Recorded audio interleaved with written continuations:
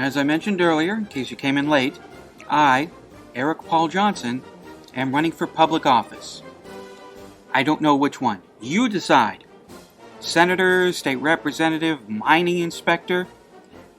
No, maybe we shouldn't put me in charge of mining inspecting. That would be bad, and I don't want to be responsible for all the lives that would be lost. So, we've discovered We've discussed my plans for immigration reform, which I think are perfectly sound and quite reasonable, especially when you put it up against SB 1070 and any other crazy crackpot things any other teabagger has come up with. Now, we will discuss my solution for jobs, how to bring jobs back to Phoenix, to Arizona. Now, the unemployment rate in Arizona is 9.7%. There are 6 people available for every 1 job in Arizona. That's higher than the national average of 5 people for every 1 job.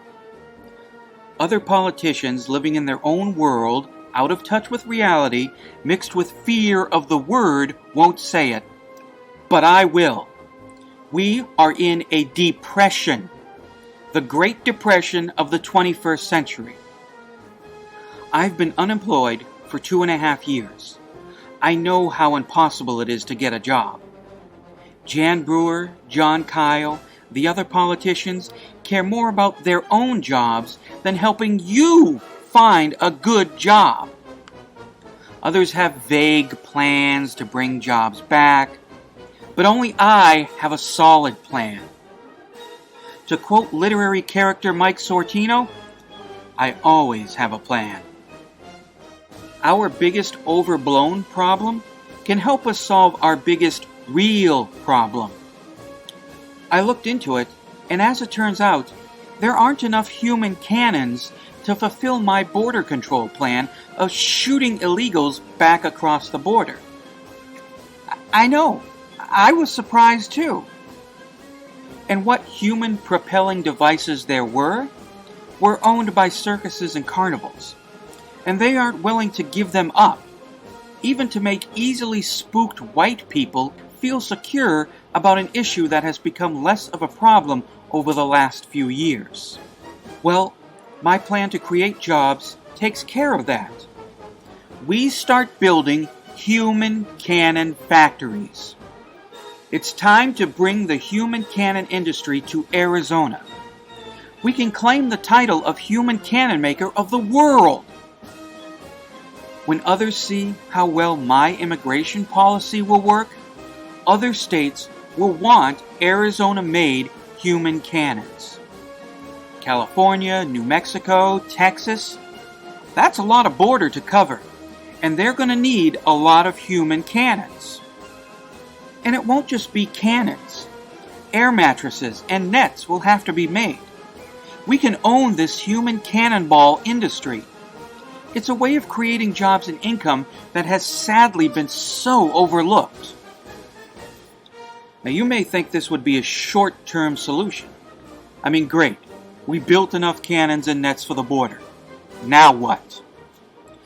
Well, there are opportunities for human cannon-related long-term employment. Cannons and catch-related materials will need to be maintained. I mean, how many times can you shoot a body across the border before a cannon needs to be checked for stability? Nets need to be tightened, and mattresses need to be filled with air and checked for leaks. Another benefit from my immigration plan that will result in perpetual employment is the manufacturing of helmets. I mean, it's just human decency to give a person a helmet if you're going to blast them across the border. And when you do this, there's little chance you're going to get that helmet back. I suppose I could set up a border-crossing human cannonball helmet reclamation program. Attempted illegals could turn in their helmets for a peso or two, and those helmets would be shipped back to the Border Patrol human cannon agents. But I'm more for saving Arizona's economy, not rewarding illegals by giving them a couple of pesos for returning their helmets. And this plan would be a great help to Yuma with its 27.2% unemployment. Being a border city, it only makes sense to make this the hub of the border cannon manufacture and maintenance industry. It would cost less to ship that stuff and send crews to the borders from Yuma. And since this is the future, the office aspects of the human cannon industry, orders taken, data entry, customer service calls, that all can be done in Phoenix, Tucson, and Flagstaff. It provides jobs for everyone. I see no reason why this shouldn't work.